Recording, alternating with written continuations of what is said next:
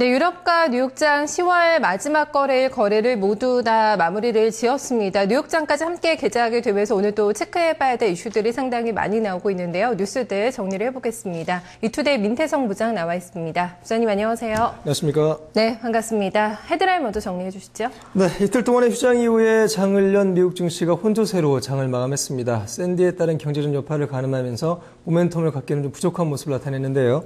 역시 시장의 관심은 샌디로 인한 경제적인 타격이 어디까지 갈 것인가에 쏠려 있습니다. 주요 전문가들은 샌디로 인한 경제 타격은 최대 500억 달러, 55조 원 정도까지 갈 수 있다는 전망을 내놓고 있고요.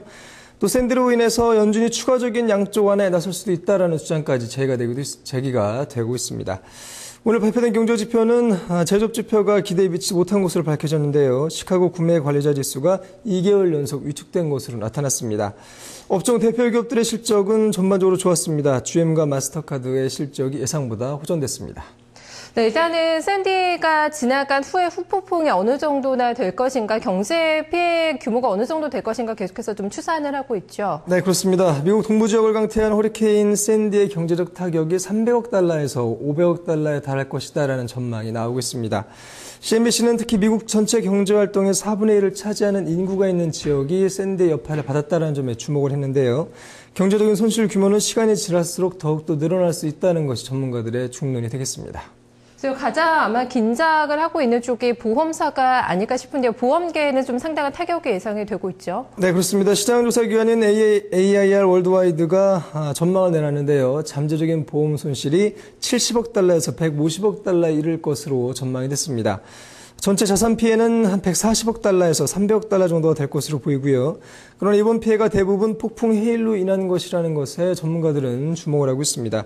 보험으로 보장되지 않는 피해가 이전보다 많아질 가능성도 제기가 되고 있는데, 홍수로 인한 공항과 뉴욕시의 지하철 피해는 보험으로 보상이 되지 않을 것으로 예상이 되고 있습니다.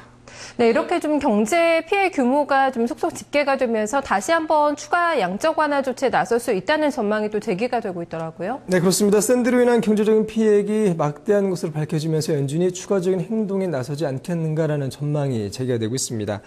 이른바 샌디 양적 완화론이 되겠는데요. QE 샌디론이라는 주장까지 나왔습니다.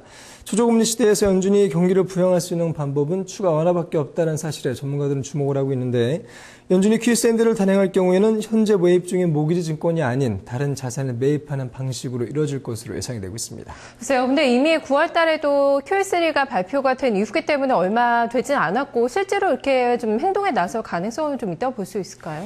네, 전문가들은 새로운 양적 완화에 대한 기대감을 나타내고 있습니다만 실제로 진행될 가능성은 크지 않다는 것이 역시 전반적인 평가가 되겠습니다. 특히 과거 사례를 살펴볼 때 연준이 자연재해 이후에 추가적으로 통화 정책 완화를 단행하는 것은 거의 없는 것으로 밝혀지고 있는데요. 오히려 샌디가 연준의 통화 정책에 영향을 미친다면 완화 쪽이 아니라 긴축이 되지 않겠는가라는 주장도 나왔습니다. 특히 카트리나 당시 2004년에 연준은 금리를 인상했었는데요. 자연재해 이후에 기업들이 생산을 낮추고 가격을 올려서 오히려 인플레 압력이 커졌기 때문으로 분석이 되고 있습니다. 네, 또 지표가 발표가 됐는데 제조업 지표가 좀 부진하게 나왔어요. 네, 오늘 시카고 구매관리자협회의 구매관리지수가 나왔는데 49.9를 기록했습니다. 전월에 49.7에서 상승하긴 했습니다만 전망치에는 미치지 못했습니다. 올가는 51을 기록할 것으로 예상을 했었고요. 재정 절벽을 앞두고 기업들의 투자가 제한되고 있는 것이 제조업에도 영향을 미치고 있는 것으로 볼 수가 있겠습니다. 다만 소비 지표는 개선되는데요. 9월 개인 소비는 0.8% 증가했습니다. 지난 2월 이후에 가장 높은 증가폭이 되겠습니다. 네, 고용 비용은 또 증가폭이 둔화가 됐죠. 네, 노동부가 공개한 3분기 노동비용 지수의 상승폭은 제한됐습니다. 노동부에 따르면 노동비용 지수가 0.4% 오른 것으로 집계가 되는데요. 역시 재정 절벽을 앞두고 기업들의 임금 인상이 쉽지 않은 것으로 분석이 되고 있습니다. 기업이 고용 확대에 적극적으로 나서지 않으면서 임금 인상 역시 제한되고 있는 것으로 보이는데요. 일각에서는 이 같은 이슈가 소비에 타격을 입힐 수 있다는 우려도 커지고 있습니다. 네, 오늘도 나왔던 기업들 실적 발표 내용도 좀 정리를 해주실까요? 네, 오늘 업종 대표 기업들의 실적이 계속해서 이어졌습니다. 전반적으로 시장의 기대를 넘어서는 실적이 나왔는데, 미국 최대 자동차 기업인 GM의 주가는 10% 가까이 오르는 급등세를 연출했습니다. 실적 예상보다 좋다는 것이 호재가 됐습니다. GM은 3분기 순이익이 전년 동기 21억 달러에서 18억 3천만 달러로 감소했다고 발표했는데요. 그런 일회성 비용을 제외한 주당 순이익은 93센트를 기록했습니다. 시장 전망치가 60센트였는데 예상보다 크게 호전됐습니다. 거대 카드업체인 마스터카드 또한 3분기 순이익이 전년 동기에 7억 1,700만 달러에서 7억 7,200만 달러로 증가했다고 발표했는데요.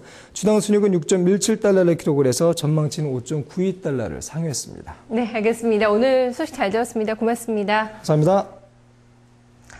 네, 그래도 예상보다 좀 양호하게 나온 기업들의 실적이 오늘 뉴욕 증시에 좀 하단을 받쳐주는 모습이었습니다. 업종과 종목별 흐름을 좀 더 자세하게 정리해보고요. 상품 시장의 마감 동향까지 같이 확인을 해보겠습니다. 김민지 기자입니다.